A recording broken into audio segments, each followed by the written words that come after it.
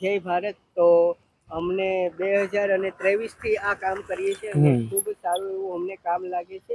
તો હું માંગરોળ બંદરનો વાસીઓનો ખૂબ ખૂબ આભાર માનું છું કે એમણે તિરંગાને તિરંગાની સુરક્ષા પેટીની અંદર ધ્વજને નાખ્યા છે. તો એમનો હું ખૂબ ખૂબ આભાર માનું છું. તો આવી રીતે 26મી જાન્યુઆરી અને 15મી ઓગસ્ટ જ્યારે પણ આવે ત્યારે અમને સપોર્ટ કરજો. તો જય હિન્દ, જય ભારત. ત્યાં સુધી જય હિન્દ, જય ભારત.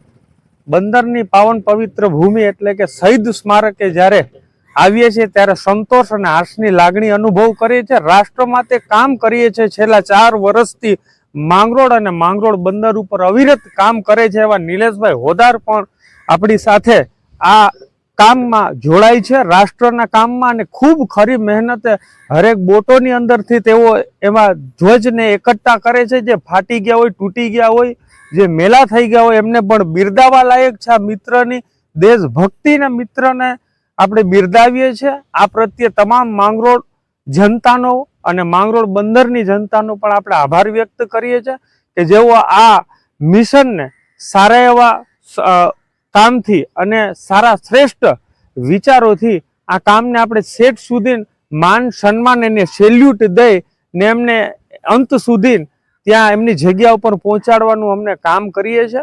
ત્યારે અમે આભાર માનીશું માંગરોળની તમામ સંસ્થાઓનો, પત્રકાર પરિષદ મિત્રોનો, BRS ભવન માંગરોળ, નરેન્દ્રસિંહ ચુડાસમાનો પણ આભાર વ્યક્ત કરીએ છીએ જેઓએ હરેક સ્કૂલ કોલેજો સુધી આ મિશન તિરંગા સુરક્ષા અભિયાનનું મિશનને છેટ સુધી પહોંચાડ્યું છે. હરેક વ્યક્તિ સુધી એમણે આ સંદેશ પહોંચાડ્યા બદલ એમનો પણ આભાર વ્યક્ત કરીએ છીએ. આ વખતે ધ્વજની સંખ્યા 42 એકઠી થઈ છે જે માંગરોળ શહેર અને બંદર ઉપર થઈ અને 42 ધ્વજોને આપણે એક કર્યા છે.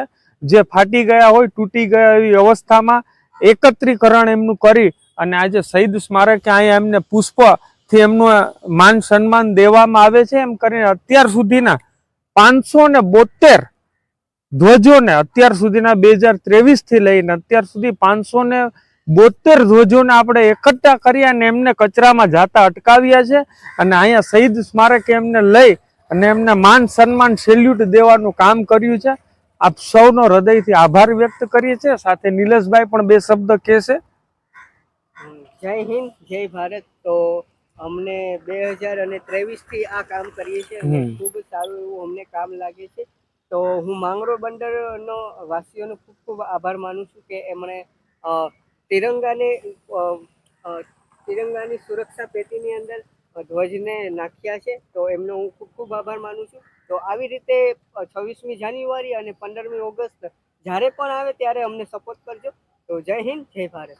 ત્યાં સુધી આપ રાષ્ટ્રપતિ આખું વર્ષ દરમિયાન કોઈ પણ રાષ્ટ્રને લગતા એટલે કે તિરંગાને લગતી કોઈ વસ્તુ હોય, પતંગ હોય અથવા ધ્વજ હોય, કોઈ લેબલો હોય, કોઈ સ્ટીકરો હોય, એવા તો તમામ સ્કૂલ કોલેજોના પણ આવી રીતના સાચવીને રાખજો, ક્યાંય ઉડાડવા ન દેતા. જ્યારે પણ 15મી ઓગસ્ટ ને 26મી જાન્યુઆરીમાં આ પેટીઓ લગાવવામાં આવે ત્યારે એમાં આપ પધરાવી શકો છો, તો જેથી કરીને રાષ્ટ્રનું અપમાન પણ થતા અટકશે અને આપણે રાષ્ટ્ર પ્રત્યે એમની સાચી જગ્યા ઉપર લઈ જાશું. માટીને નમન છે, વીરોને વંદન છે, વતન પર મર મિટને વાલે હરેક જવાનો કો અમારા સેલ્યુટ है. जय हिंद, जय भारत.